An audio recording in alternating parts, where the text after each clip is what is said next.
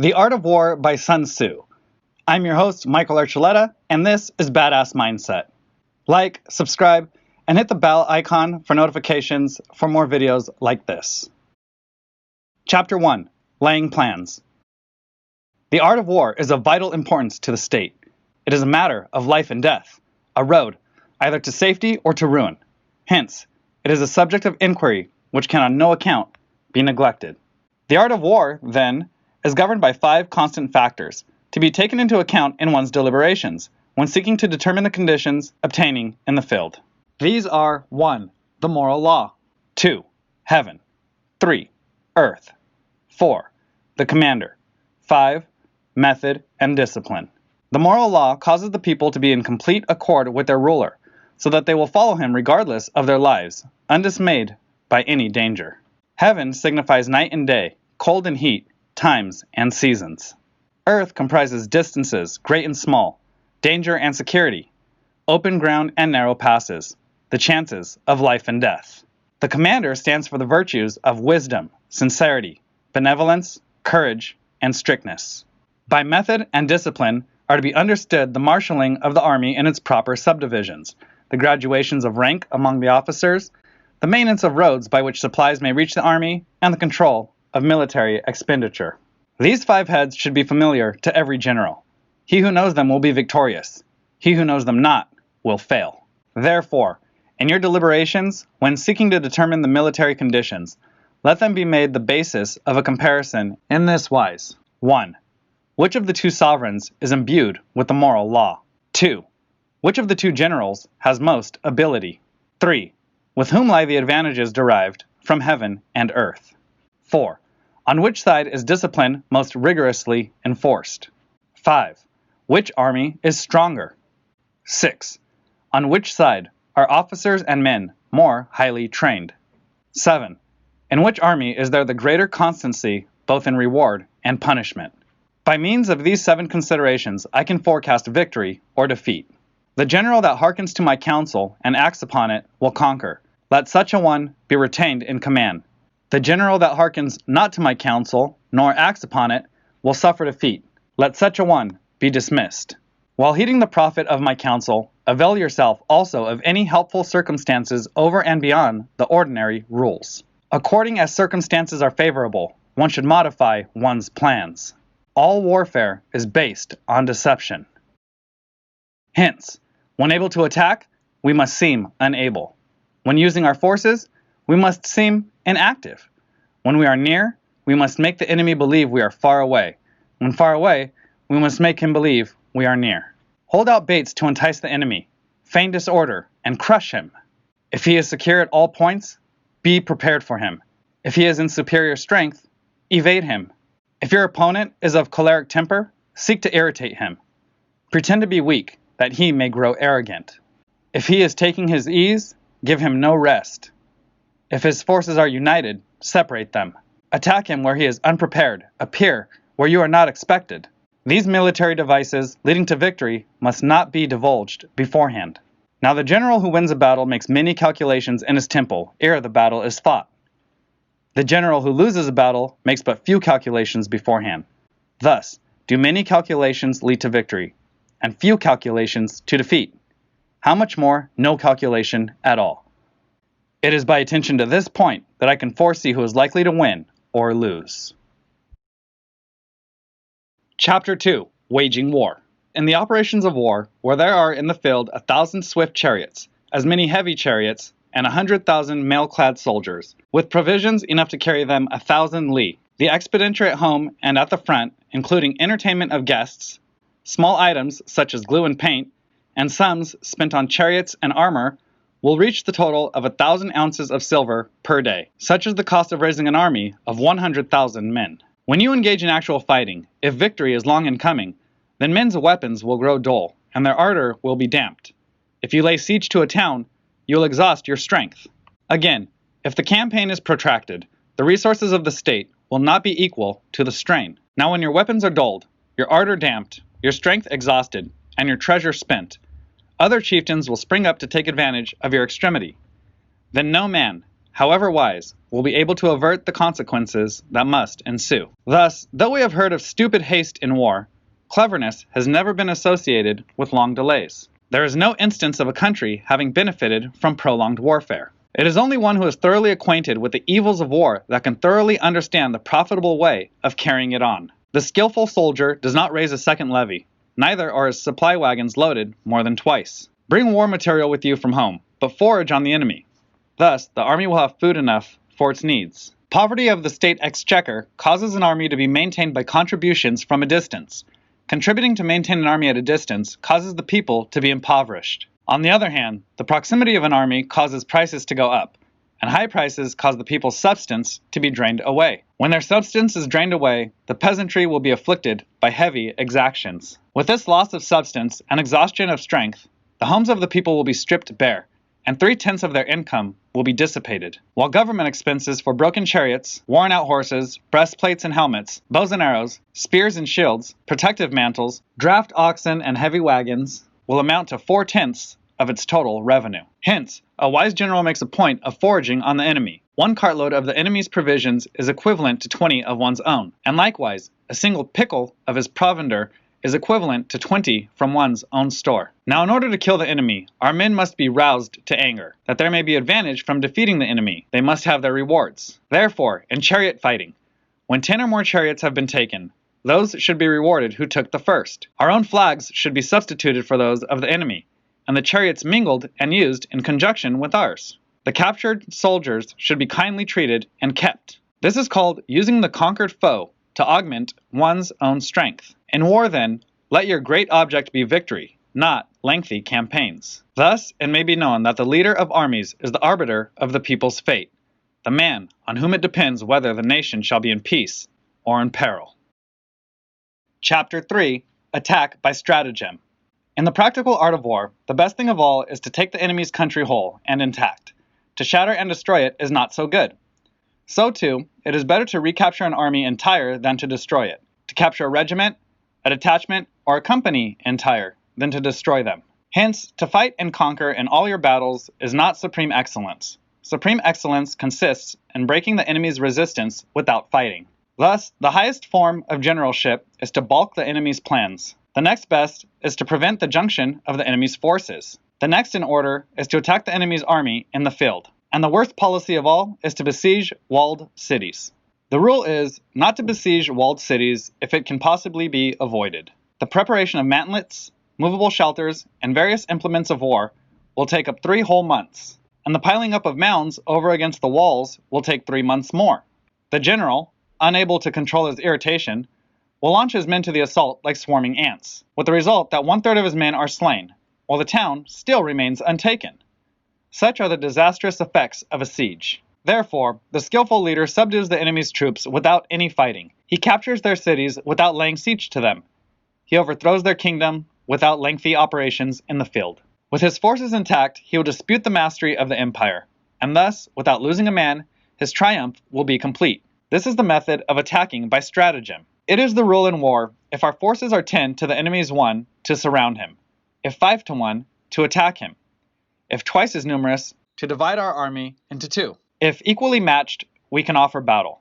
If slightly inferior in numbers, we can avoid the enemy. If quite unequal in every way, we can flee from him.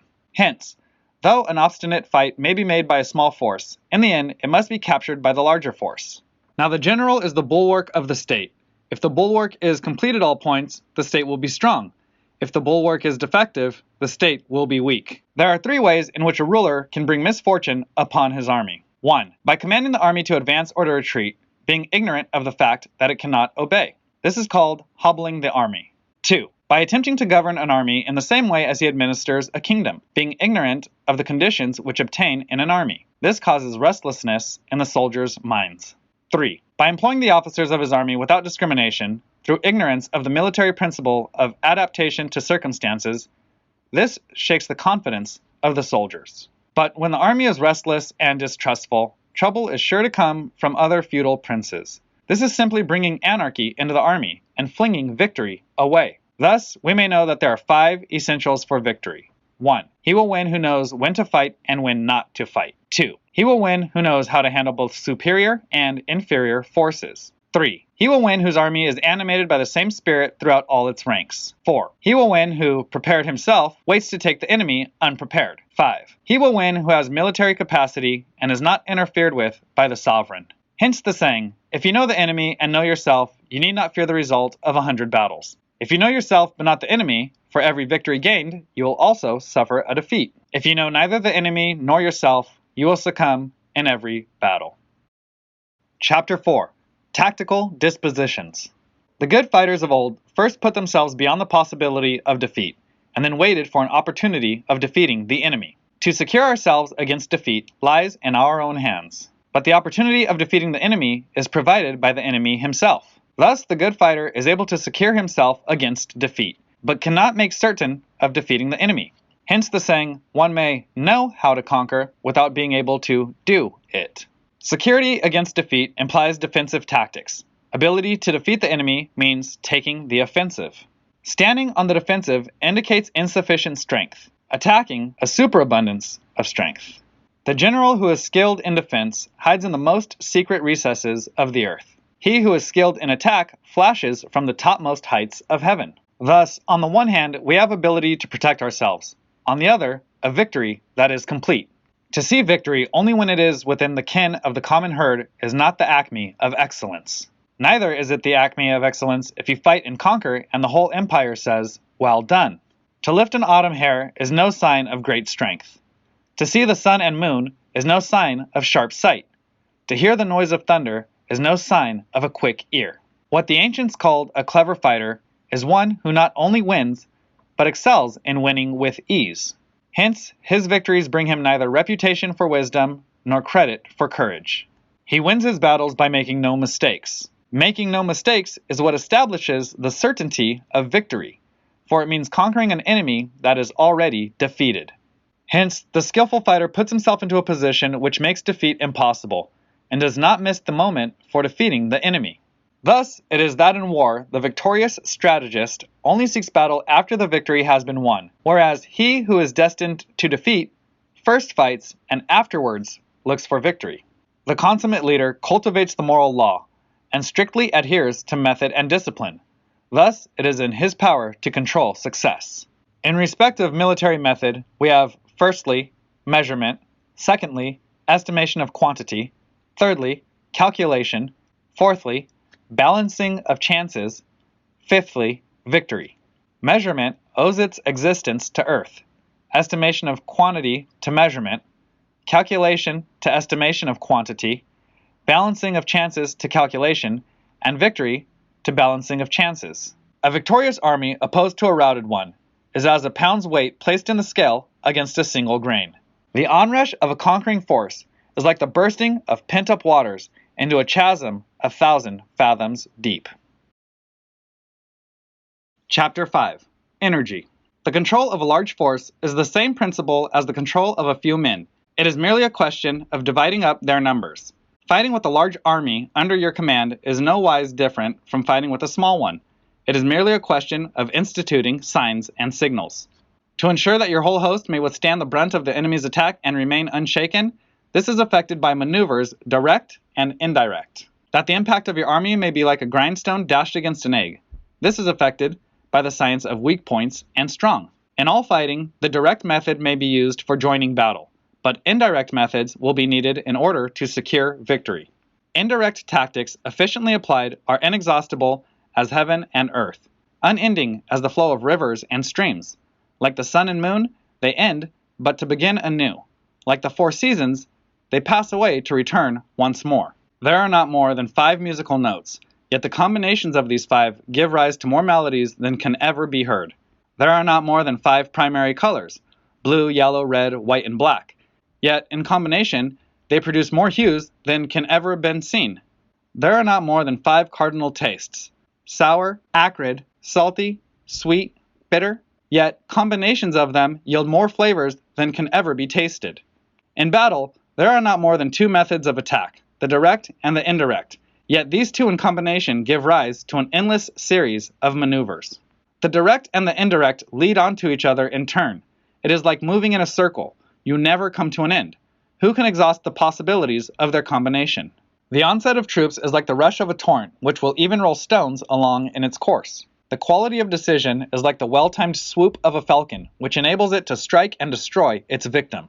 Therefore, the good fighter will be terrible in his onset and prompt in his decision. Energy may be likened to the bending of a crossbow, decision to the releasing of a trigger. Amid the turmoil and tumult of battle, there may be seeming disorder and yet no real disorder at all. Amid confusion and chaos, your array may be without head or tail, yet it will be proof against defeat. Simulated disorder postulates perfect discipline. Simulated fear postulates courage. Simulated weakness postulates strength. Hiding order beneath the cloak of disorder is simply a question of subdivision. Concealing courage under a show of timidity presupposes a fund of latent energy. Masking strength with weakness is to be effected by tactical dispositions. Thus, one who is skillful at keeping the enemy on the move maintains deceitful appearances, according to which the enemy will act. He sacrifices something that the enemy may snatch at it. By holding out baits, he keeps him on the march. Then, with a body of picked men, he lies in wait for him.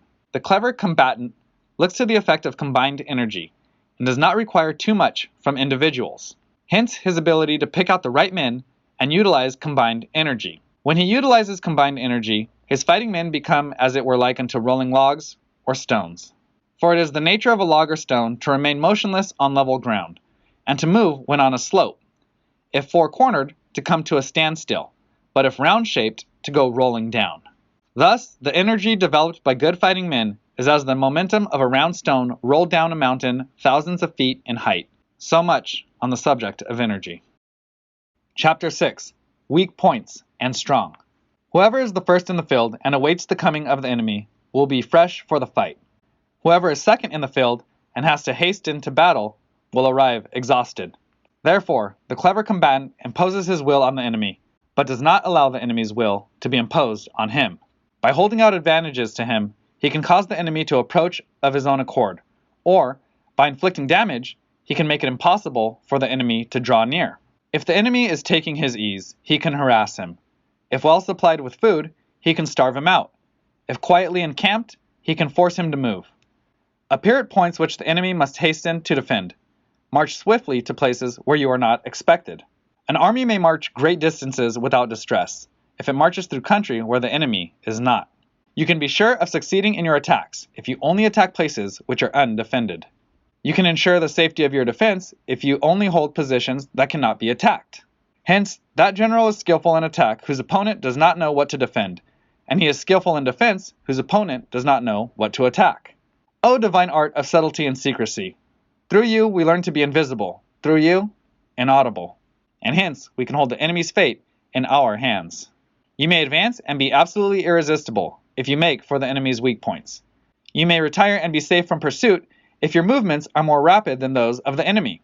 If we wish to fight, the enemy can be forced to an engagement even though he be sheltered behind a high rampart and a deep ditch. All we need do is attack some other place that he will be obliged to relieve. If we do not wish to fight, we can prevent the enemy from engaging us, even though the lines of our encampment be merely traced out on the ground. All we need to do is to throw something odd and unaccountable in his way. By discovering the enemy's dispositions and remaining invisible ourselves, we can keep our forces concentrated, while the enemy's must be divided. We can form a single united body, while the enemy must split up into fractions. Hence there will be a whole pitted against separate parts of a whole, which means that we shall be many to the enemy's few. And if we are able thus to attack an inferior force with a superior one, our opponents will be in dire straits. The spot where we intend to fight must not be made known, for then the enemy will have to prepare against a possible attack at several different points. And his forces, being thus distributed in many directions, the numbers we shall have to face at any given point will be proportionately few. For should the enemy strengthen his van, he will weaken his rear. Should he strengthen his rear, he will weaken his van. Should he strengthen his left, he will weaken his right. Should he strengthen his right, he will weaken his left. If he sends reinforcements everywhere, he will everywhere be weak. Numerical weakness comes from having to prepare against possible attacks. Numerical strength from compelling our adversary to make these preparations against us. Knowing the place and the time of the coming battle, we may concentrate from the greatest distances in order to fight. But if neither the time nor place be known, then the left wing will be impotent to succor the right equally impotent to succor the left, the van unable to relieve the rear, or the rear to support the van. How much more so if the furthest portions of the army are anything under 100 li apart, and even the nearest are separated by several li. Though, according to my estimate, the soldiers of you executed our own in number, that shall advantage them nothing in the matter of victory. I say then that victory can be achieved. Though the enemy may be stronger in numbers, we may prevent him from fighting. Scheme so as to discover his plans and the likelihood of their success. Rouse him and learn the principle of his activity or inactivity. Force him to reveal himself so as to find out his vulnerable spots. Carefully compare the opposing army with your own, so that you may know where strength is superabundant and where it is deficient. In making tactical dispositions, the highest pitch you can attain is to conceal them. Conceal your dispositions, and you will be safe from the prying of the subtlest spies, from the machinations of the wisest brains. How victory may be produced for them out of the enemy's own tactics, that is what the multitude cannot comprehend. All men can see the tactics whereby I conquer, but what none can see is the strategy out of which victory is evolved. Do not repeat the tactics which have gained you one victory, but let your methods be regulated by the infinite variety of circumstances. Military tactics are like underwater, for water in its natural course runs away from high places and hastens downwards. So in war, the way is to avoid what is strong and to strike at what is weak. Water shapes its course according to the nature of the ground over which it flows. The soldier works out his victory in relation to the foe whom he is facing. Therefore, just as water retains no constant shape, so in warfare, there are no constant conditions. He who can modify his tactics in relation to his opponent and thereby succeed in winning may be called a heaven-born captain. The 5 elements, water, fire, wood, metal, earth, are not always equally predominant. The 4 seasons make way for each other in turn. There are short days and long. The moon has its periods of waning and waxing. Chapter 7. Maneuvering. In war, the general receives his commands from the sovereign. Having collected an army and concentrated his forces, he must blend and harmonize the different elements thereof before pitching his camp. After that comes tactical maneuvering, than which there is nothing more difficult. The difficulty of tactical maneuvering consists in turning the devious into the direct, and misfortune into gain. Thus, to take a long and circuitous route, after enticing the enemy out of the way, and though starting after him, to contrive to reach the goal before him, shows knowledge of the artifice of deviation. Maneuvering with an army is advantageous. With an undisciplined multitude, most dangerous. If you set a fully equipped army in march in order to snatch an advantage, the chances are that you will be too late. On the other hand, to detach a flying column for the purpose involves the sacrifice of its baggage and stores. Thus, if you order your men to roll up their buff coats and make forced marches without halting day or night, covering double the usual distance at a stretch, doing 100 li in order to wrest an advantage, the leaders of all your 3 divisions will fall into the hands of the enemy. The stronger men will be in front, the jaded ones will fall behind, and on this plan, only 1/10 of your army will reach its destination. If you march 50 li in order to outmaneuver the enemy, you will lose the leader of your 1st division, and only half your force will reach the goal. If you march 30 li with the same object, 2/3 of your army will arrive. We may take it then that an army without its baggage train is lost. Without provisions, it is lost. Without bases of supply, it is lost. We cannot enter into alliances until we are acquainted with the designs of our neighbors. We are not fit to lead an army on the march unless we are familiar with the face of the country, its mountains and forests, its pitfalls and precipices, its marshes and swamps. We shall be unable to turn natural advantage to account unless we make use of local guides. In war, practice dissimulation and you will succeed. Whether to concentrate or to divide your troops must be decided by circumstances. Let your rapidity be that of the wind, your compactness that of the forest. In raiding and plundering, be like fire. In immovability, like a mountain. Let your plans be dark and impenetrable as night. And when you move, fall like a thunderbolt. When you plunder a countryside, let the spoil be divided amongst your men. When you capture new territory, cut it up into allotments for the benefit of the soldiery. Ponder and deliberate before you make a move. He will conquer who has learnt the artifice of deviation. Such is the art of maneuvering. The Book of Army Management says, "On the field of battle, the spoken word does not carry far enough. Hence the institution of gongs and drums. Nor can ordinary objects be seen clearly enough. hence the institution of banners and flags. Gongs and drums, banners and flags are means whereby the ears and eyes of the host may be focused on one particular point, the host thus forming a single united body. It is impossible either for the brave to advance alone, or for the cowardly to retreat alone. This is the art of handling large masses of men. In night fighting, then, make much use of signal fires and drums, and in fighting by day, of flags and banners, as a means of influencing the ears and eyes of your army. A whole army may be robbed of its spirit. A commander-in-chief may be robbed of his presence of mind. Now a soldier's spirit is keenest in the morning. By noonday it has begun to flag, and in the evening his mind is bent only on returning to camp. A clever general therefore avoids an army when its spirit is keen, but attacks it when it is sluggish and inclined to return. This is the art of studying moods. Disciplined and calm, to await the appearance of disorder and hubbub amongst the enemy. This is the art of retaining self-possession. To be near the goal while the enemy is still far from it. To wait at ease while the enemy is toiling and struggling. To be well fed while the enemy is famished. This is the art of husbanding one's strength. To refrain from intercepting an enemy whose banners are in perfect order. To refrain from attacking an army drawn up in calm and confident array. This is the art of studying circumstances. It is a military axiom not to advance uphill against the enemy, nor to oppose him when he comes downhill. Do not pursue an enemy who simulates flight. Do not attack soldiers whose temper is keen. Do not swallow bait offered by the enemy. Do not interfere with an army that is returning home. When you surround an army, leave an outlet free. Do not press a desperate foe too hard. Such is the art of warfare. Chapter 8. Variation in Tactics.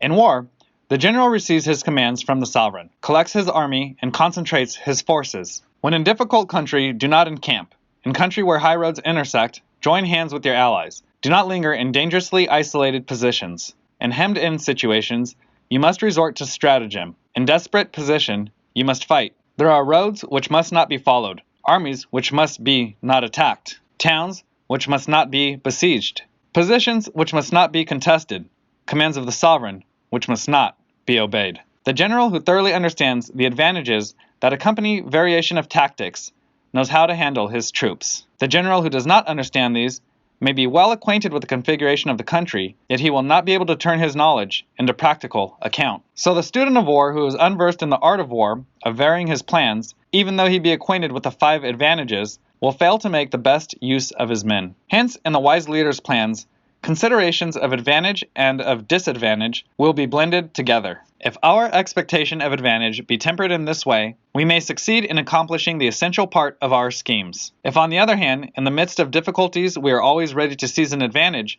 we may extricate ourselves from misfortune. Reduce the hostile chiefs by inflicting damage on them, and make trouble for them, and keep them constantly engaged. Hold out specious allurements and make them rush to any given point. The art of war teaches us to rely not on the likelihood of the enemy's not coming, but on our own readiness to receive him. Not on the chance of his not attacking, but rather on the fact that we have made our position unassailable. There are 5 dangerous faults which may affect a general.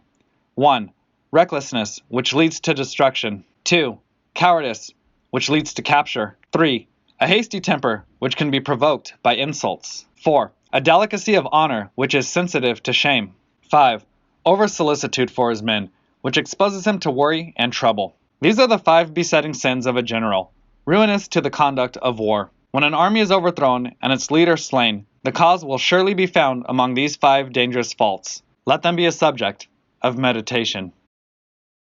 Chapter 9. The Army on the March. We come now to the question of encamping the army and observing signs of the enemy. Pass quickly over mountains and keep in the neighborhood of valleys. Camp in high places facing the sun. Do not climb heights in order to fight. So much for mountain warfare. After crossing a river, you should get away from it. When an invading force crosses a river in its own onward march, do not advance to meet it in midstream. It will be best to let half the army get across and then deliver your attack. If you are anxious to fight, you should not go to meet the invader near a river which he has to cross. Moor your craft higher up than the enemy and facing the sun. Do not move upstream to meet the enemy. So much for river warfare. In crossing salt marshes, your sole concern should be to get over them quickly, without any delay. If forced to fight in a salt marsh, you should have water and grass near you, and get your back to a clump of trees. So much for operations in salt marshes. In dry, level country, take up an easily accessible position with rising ground to your right and on your rear, so that the danger may be in front and safety lie behind. So much for campaigning in flat country. These are the 4 useful branches of military knowledge which enabled the Yellow Emperor to vanquish 4 several sovereigns. All armies prefer high ground to low, and sunny places to dark. If you are careful of your men and camp on hard ground, the army will be free from disease of every kind, and this will spell victory. When you come to a hill or bank, occupy the sunny side, with the slope on your right rear. Thus, you will at once act for the benefit of your soldiers and utilize the natural advantages of the ground. When, in consequence of heavy rains up country, a river which you wish to ford is swollen and flecked with foam, you must wait until it subsides. Country in which there are precipitous cliffs with torrents running between deep natural hollows, confined places, tangled thickets, quagmires, and crevices, should be left with all possible speed and not approached. While we keep away from such places, we should get the enemy to approach them. While we face them, we should let the enemy have them on his rear. If in the neighborhood of your camp there should be any hilly country, ponds surrounded by aquatic grass, hollow basins filled with reeds, or wood with thick undergrowth, they must be carefully routed out and searched. For these are places where men in ambush or insidious spies are likely to be lurking. When the enemy is close at hand and remains quiet, he is relying on the natural strength of his position. When he keeps aloof and tries to provoke a battle, he is anxious for the other side to advance. If his place of encampment is easy of access, he is tendering a bait. Movement amongst the trees of a forest shows that the enemy is advancing. The appearance of a number of screens in the midst of thick grass means that the enemy wants to make us suspicious. The rising of birds in their flight is the sign of an ambuscade. Startled beasts indicate that sudden attack is coming. When there is dust rising in a high column, it is the sign of chariots advancing. When the dust is low but spread over a wide area, it betokens the approach of infantry. When it branches out in different directions, it shows that parties have been sent to collect firewood. A few clouds of dust moving to and fro signify that the army is encamping. Humble words and increased preparations are signs that the enemy is about to advance. Violent language and driving forward as if to attack are signs that he will retreat. When the light chariots come out first and take up a position on the wings, it is a sign that the enemy is forming for battle. Peace proposals, unaccompanied by a sworn covenant, indicate a plot. When there is much running about and the soldiers fall into rank, it means that the critical moment has come.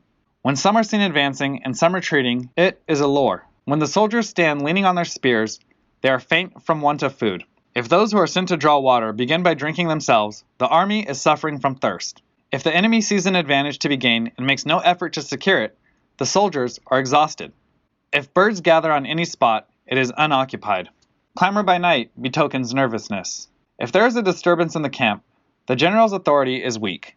If the banners and flags are shifted about, sedition is afoot. If the officers are angry, it means that the men are weary. When an army feeds its horses with grain and kills its cattle for food, and when the men do not hang their cooking pots over the campfires, showing that they will not return to their tents, you may know that they are determined to fight to the death.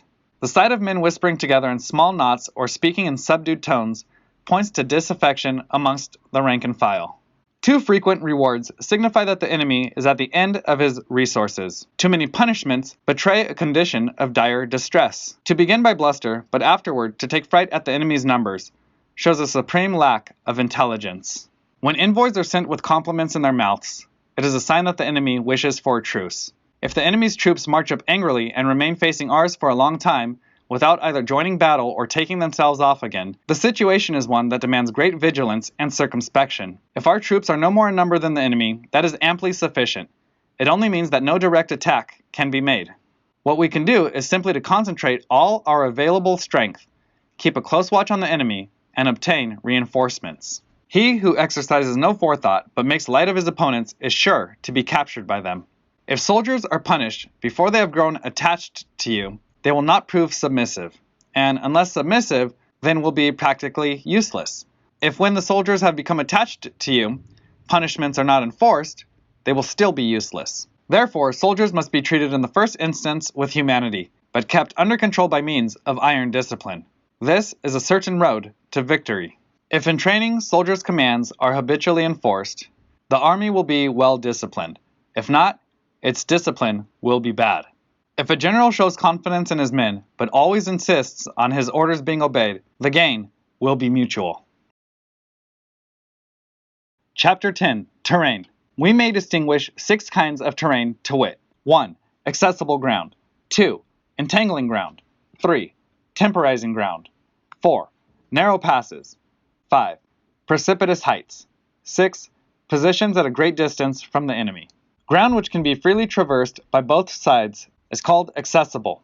With regard to ground of this nature, be before the enemy in occupying the raised and sunny spots, and carefully guard your line of supplies. Then you will be able to fight with advantage. Ground which can be abandoned but is hard to reoccupy is called entangling. From a position of this sort, if the enemy is unprepared, you may sally forth and defeat him. But if the enemy is prepared for your coming, and you fail to defeat him, then return, being impossible, disaster will ensue. When the position is such that neither side will gain by making the first move, it is called temporizing ground. In a position of this sort, even though the enemy should offer as an attractive bait, it will be advisable not to steer forth, but rather to retreat, thus enticing the enemy in his turn. Then, when part of his army has come out, we may deliver our attack with advantage. With regard to narrow passes, if you can occupy them first, let them be strongly garrisoned and await the advent of the enemy. Should the army forestall you in occupying a pass, do not go after him if the pass is fully garrisoned, but only if it is weakly garrisoned. With regard to precipitous heights, if you are beforehand with your adversary, you should occupy the raised and sunny spots, and there wait for him to come up. If the enemy has occupied them before you, do not follow him, but retreat and try to entice him away. If you are situated at a great distance from the enemy, and the strength of the two armies is equal, it is not easy to provoke a battle, and fighting will be to your disadvantage. These 6 are the principles connected with earth. The general who has attained a responsible post must be careful to study them.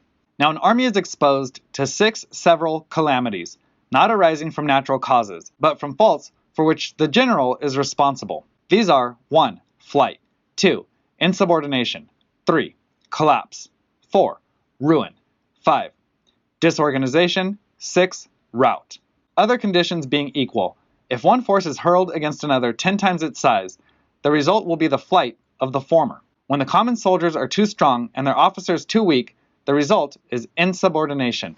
When the officers are too strong and the common soldiers too weak, the result is collapse. When the higher officers are angry and insubordinate, and on meeting the enemy give battle on their own account from a feeling of resentment, before the commander-in-chief can tell whether or not he is in a position to fight, the result is ruin. When the general is weak and without authority, when his orders are not clear and distinct, when there are no fixed duties assigned to officers and men, and the ranks are formed in a slovenly, haphazard manner, the result is utter disorganization. When a general, unable to estimate the enemy's strength, allows an inferior force to engage a larger one, or hurls a weak detachment against a powerful one, and neglects to place picked soldiers in the front rank, the result must be rout. There are 6 ways of courting defeat, which must be carefully noted by the general who has attained a responsible post. The natural formation of the country is the soldier's best ally, but a power of estimating the adversary, of controlling the forces of victory, and of shrewdly calculating difficulties, dangers, and distances constitutes the test of a great general. He who knows these things and in fighting puts his knowledge into practice will win his battles. He who knows them not, nor practices them, will surely be defeated. If fighting is sure to result in victory, then you must fight, even though the ruler forbid it. If fighting will not result in victory, then you must not fight, even at the ruler's bidding. The general who advances without coveting fame and retreats without fearing disgrace, whose only thought is to protect his country and do good service for his sovereign, is the jewel of the kingdom. Regard your soldiers as your children, and they will follow you into the deepest valleys. Look upon them as your own beloved sons, and they will stand by you even unto death. If, however, you are indulgent, but unable to make your authority felt, kind-hearted, but unable to enforce your commands, and incapable, moreover, of quelling disorder, then your soldiers must be likened to spoiled children. They are useless for any practical purpose. If we know that our men are in a condition to attack, but are unaware that the enemy is not open to attack, we have gone only halfway towards victory. If we know that the enemy is open to attack, but are unaware that our own men are not in a condition to attack, we have gone only halfway towards victory. If we know that the enemy is open to attack, and also know that our men are in a condition to attack, but are unaware that the nature of the ground makes fighting impracticable, we have still gone only halfway towards victory. Hence, the experienced soldier, once in motion, is never bewildered. Once he has broken camp, he is never at a loss. Hence the saying, if you know the enemy and know yourself, your victory will not stand in doubt.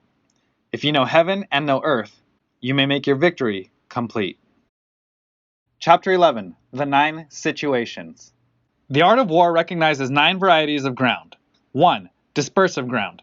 2. Facile ground. 3. Contentious ground. 4. Open ground. 5. Ground of intersecting highways. 6. Serious ground. 7. Difficult ground. 8. Hemmed-in ground. 9. Desperate ground. When a chieftain is fighting in his own territory, it is dispersive ground. When he has penetrated into hostile territory, but to no great distance, it is facile ground.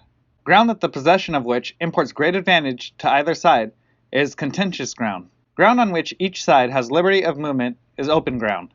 Ground which forms the key to 3 contiguous states, so that he who occupies it first has most of the empire at his command, is a ground of intersecting highways. When an army has penetrated into the heart of a hostile country, leaving a number of fortified cities in its rear, it is serious ground. Mountain forests, rugged steeps, marshes, and fens, all country that is hard to traverse, this is difficult ground. Ground which is reached through narrow gorges and from which we can only retire by tortuous paths, so that a small number of the enemy would suffice to crush a large body of our men, this is hemmed-in ground. Ground on which we can only be saved from destruction by fighting without delay is desperate ground. On dispersive ground, therefore, fight not. On facile ground, halt not. On contentious ground, attack not. On open ground, do not try to block the enemy's way. On the ground of intersecting highways, join hands with your allies. On serious ground, gather and plunder. In difficult ground, keep steadily on the march. On hemmed-in ground, resort to stratagem. On desperate ground, fight. Those who were called skillful leaders of old knew how to drive a wedge between the enemy's front and rear, to prevent cooperation between his large and small divisions, to hinder the good troops from rescuing the bad, the officers from rallying their men. When the enemy's men were united, they managed to keep them in disorder. When it was to their advantage, they made a forward move. When otherwise, they stopped still. If asked how to cope with the great host of the enemy, and on the point of marching to the attack, I should say, begin by seizing something which your opponent holds dear. Then he will be amenable to your will. Rapidity is the essence of war. Take advantage of the enemy's unreadiness. Make your way by unexpected routes, and attack unguarded spots. The following are the principles to be observed by an invading force. The further you penetrate into a country, the greater will be the solidarity of your troops, and thus the defenders will not prevail against you. Make forays in fertile country in order to supply your army with food. Carefully study the well-being of your men, and do not overtax them. Concentrate your energy and hoard your strength. Keep your army continually on the move, and devise unfathomable plans. Throw your soldiers into positions whence there is no escape, and they will prefer death to flight. If they will face death, there is nothing they may not achieve. Officers and men alike will put forth their uttermost strength. Soldiers, when in desperate straits, lose the sense of fear. If there is no place of refuge, they will stand firm. If they are in a hostile country, they will show a stubborn front. If there is no help for it, they will fight hard. Thus, without waiting to be marshaled, the soldiers will be constantly on the qui-vive. Without waiting to be asked, they will do your will. Without restrictions, they will be faithful. Without giving orders, they can be trusted. Prohibit the taking of omens and do away with superstitious doubts. Then, until death itself comes, no calamity need be feared. If our soldiers are not overburdened with money, it is not because they have a distaste for riches.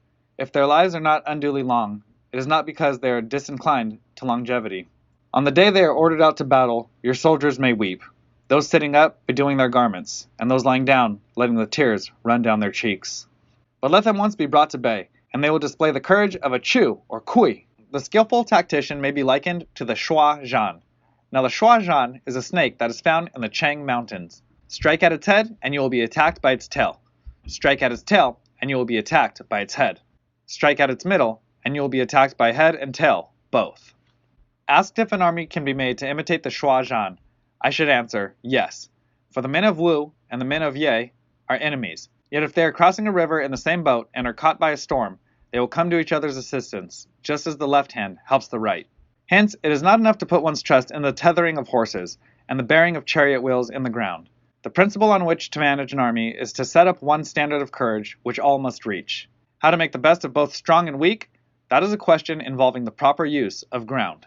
Thus, the skillful general conducts his army just as though he were leading a single man, willy-nilly, by the hand. It is the business of a general to be quiet, and thus ensure secrecy, upright and just, and thus maintain order. He must be able to mystify his officers and men by false reports and appearances, and thus keep them in total ignorance. By altering his arrangements and changing his plans, he keeps the enemy without definite knowledge.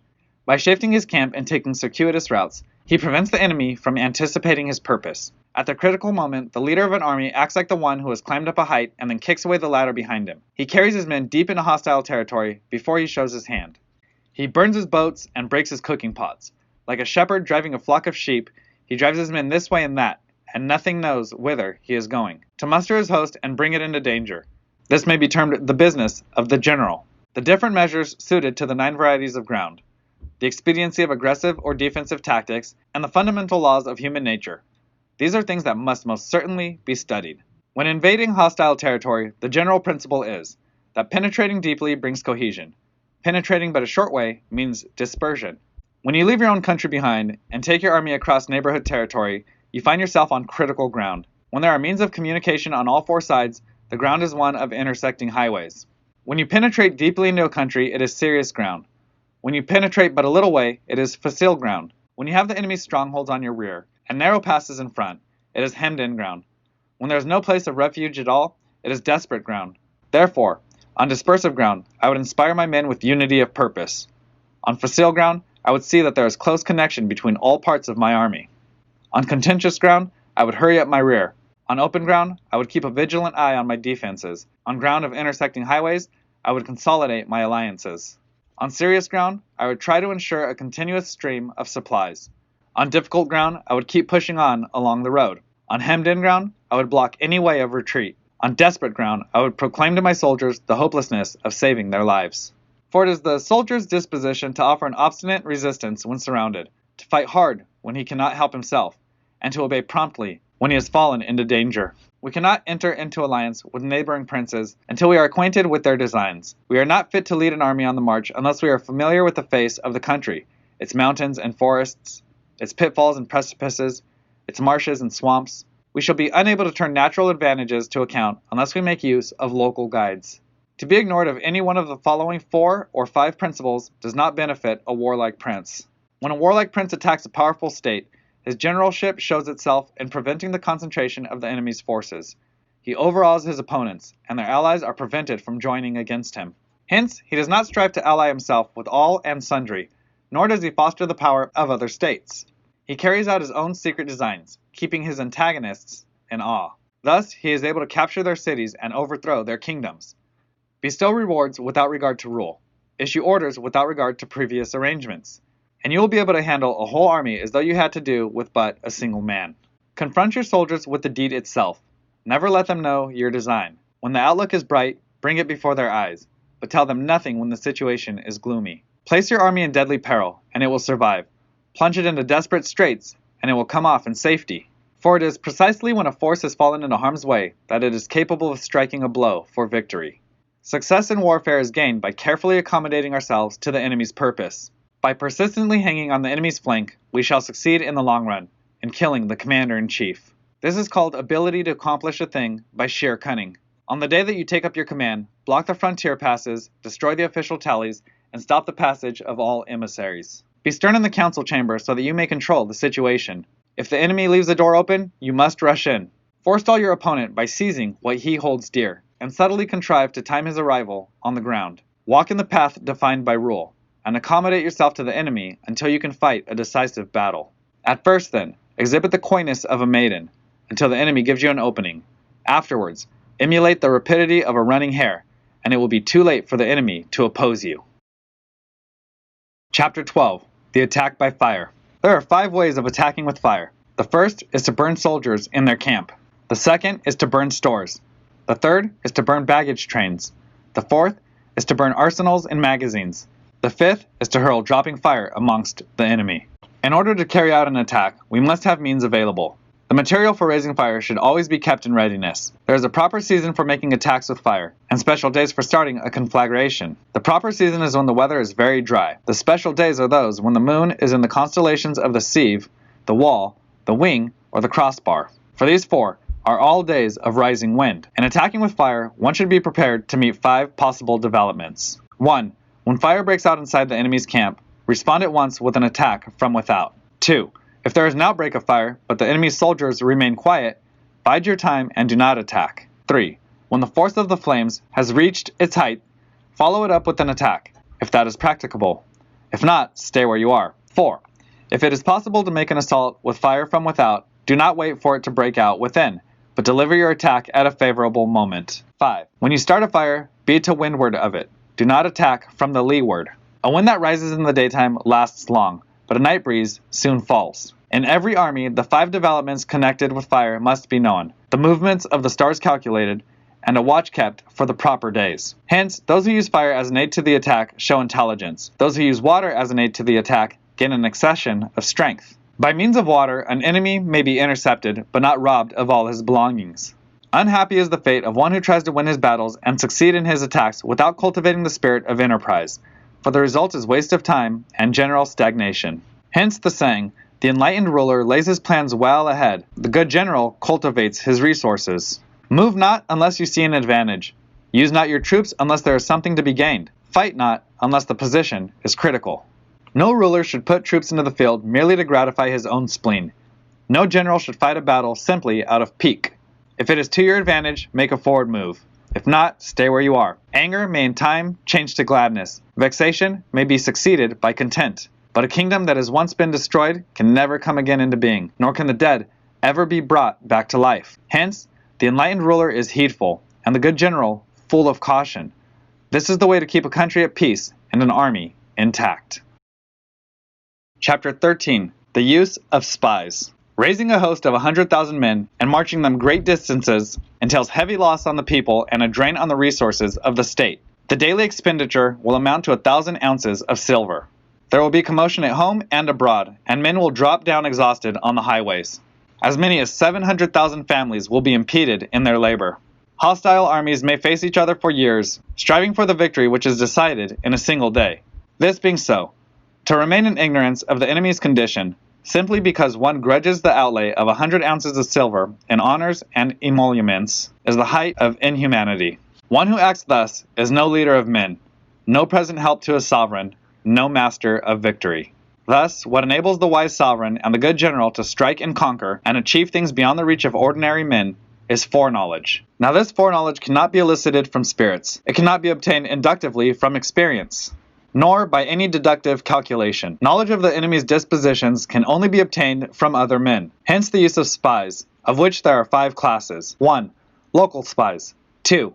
Inward spies. 3. Converted spies. 4. Doomed spies. 5. Surviving spies. When these 5 kinds of spy are all at work, none can discover the secret system. This is called divine manipulation of the threads. It is the sovereign's most precious faculty.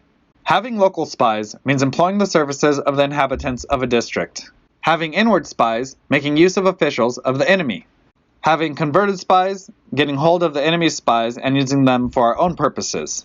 Having doomed spies, doing certain things openly for purpose of deception, and allowing our spies to know of them and report them to the enemy. Surviving spies, finally, are those who bring back news from the enemy's camp.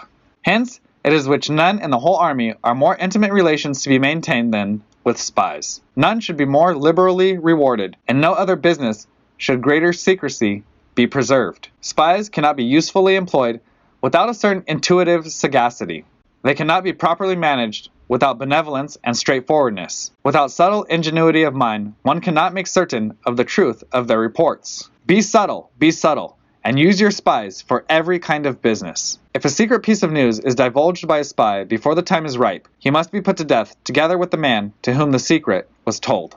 Whether the object be to crush an army, to storm a city, or to assassinate an individual, it is always necessary to begin by finding out the names of the attendants, the aides de camp, and doorkeepers and sentries of the general in command. Our spies must be commissioned to ascertain these. The enemy's spies who have come to spy on us must be sought out, tempted with bribes, led away and comfortably housed. Thus they will become converted spies and available for our service. It is through the information brought by the converted spy that we are able to acquire and employ local and inward spies. It is owing to his information, again, that we can cause the doomed spy to carry false tidings to the enemy. Lastly, it is by his information that the surviving spy can be used on appointed occasions. The end and aim of spying in all its 5 varieties is knowledge of the enemy, and this knowledge can only be derived in the first instance from the converted spy. Hence, it is essential that the converted spy be treated with the utmost liberality. Of old, the rise of the Yin dynasty was due to Ai Qi, who had served under the Hsia. Likewise, The rise of the Chou dynasty was due to Liu Ya, who had served under the Yin. Hence, it is only the enlightened ruler and the wise general who will use the highest intelligence of the army for purposes of spying, and thereby they achieve great results. Spies are a most important element in water, because on them depends an army's ability to move.